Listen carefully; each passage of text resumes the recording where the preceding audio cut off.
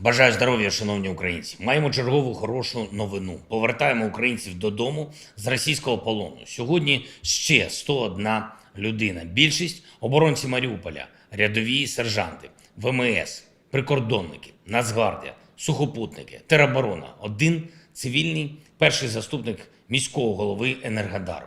Я щасливий за кожного з більш ніж сотні українських родин, до яких повертаються сини, брати, чоловіки. Я дякую нашому координаційному штабу та усій нашій команді Буданов, Єрмак, Усов, Малюк, Клименко, Лубінець і усім, хто допомагає. Провів сьогодні чергове засідання Ставки, і у ньому взяли участь всі командувачі оперативних напрямків. Детально заслухали ситуацію за кожним з напрямків і перспективи теж за кожним з оперативних напрямків. Постачання зброї, постачання боєприпасів, підготовка наших військових, плани і можливості ворога, потенціал української відповіді. Тримати ситуацію на фронті і готуватися до будь-яких ескалаційних кроків ворога – це пріоритет на найближчий час. Просуватись у подальшому звільненні нашої землі – це пріоритет, який ретельно готуємо. Провів сьогодні кілька важливих міжнародних розмов, якраз тих, які посилюють. І з того, про що можна говорити публічно, зазначу такі. Вранці взяв участь в засіданні норвезького Стортингу парламенту, де якраз опрацювали історичний пакет підтримки для нашої держави на 5 років – більше 7 мільярдів доларів. Норвегія – один з наших найбільш послідовних та енергійних партнерів. Це стосується і зброї, зокрема сильних систем ППО, насамсів і багатьох інших аспектів підтримки. Але особливо важливо – цей пакет тривалої 5-річної підтримки. Це приклад, орієнтир, це рівень, який бачать інші партнери. Я ще раз дякую усім норвежцям за вже надані пакети допомоги нашій державі і за сьогоднішнє рішення. Це те, що дійсно нас посилює. Зустрівся сьогодні з міністром закордонних справ Ізраїлю, який прибув з візитом в Україну. Детально поговорив, поінформував про ситуацію на передовій, про наші зусилля на міжнародних майданчиках, зокрема представив нашу формулу миру, запросив Ізраїль приєднатися до її реалізації.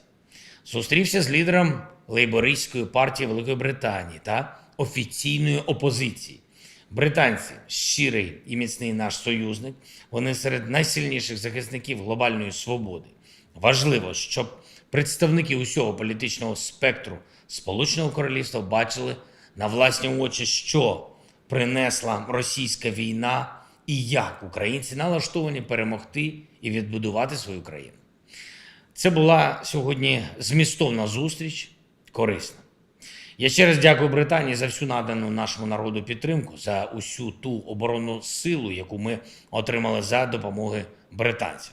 Говорив з президентом Казахстану, передусім про співпрацю на міжнародних майданчиках. Є те, що можемо зробити разом заради наших спільних інтересів і захисту міжнародного права. Подякував за гуманітарну підтримку для України. І ще кілька дуже важливих речей. Сьогодні наші литовські брати відзначають 105-ту річницю відновлення Литовської держави. Це свято, чия вага особливо відчувається саме зараз, коли ми разом з Литвою захищаємо нашу свободу і наше право на Європу. Я хочу ще раз підкреслити зараз, Литва почала нам допомагати ще до того, як Росія розпочала повномасштабне вторгнення. І я постійно відчуваю цю підтримку і від пана президента Гітанаса Наусєди, і Литовської держави загалом. Абсолютно впевнений, що ми разом будемо відзначати дні нашої державності ще багато разів і завжди у своїх вільних країнах. Щойно взяв участь у відкритті 73-го Берлінського кінофестивалю, як завжди принципового, як завжди актуального і цьогоріч максимально солідарного з Україною і з нашою боротьбою за свободу. Синьо-жовті кольори символа Берлінале, знаменитого ведмедя, цьогоріч це дійсно зворушливо і потужно. Ми разом доводимо, що й ведмідь буває правильним. Я дякую усім кіномитцям, які не залишились байдужими і підтримують нас силою своїх робіт і свого впливу. Дякую усім організаторам і учасникам фестивалю, і, звичайно, Шону Пену, який був в Україні у перший день повномасштабного вторгнення і який відтоді стає тільки рішучіше в підтримці українців. І відзначення наших захисників і захисниць, шанування наших героїв. Десантники 79-ї окремої десантно-штурмової бригади і артилеристи 55-ї окремої артилерійської бригади. Я дякую вам, хлопці, за хоробрість і влучність. Дякую вам за умілу і стійку оборону Донеччини. Запорізький напрямок. Дякую усім бійцям 129-ї окремої Криворізької бригади тероборони. Надійно тримають лінію оборони.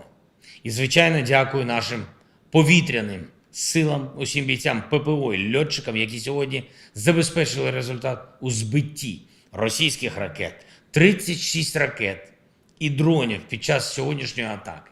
Половину збито. Робимо все, щоб у наших воїнів була можливість збивати весь арсенал ворога у нашому небі. Я дякую всім, хто допомагає. Слава кожному і кожній, хто зараз у бою. Слава Україні!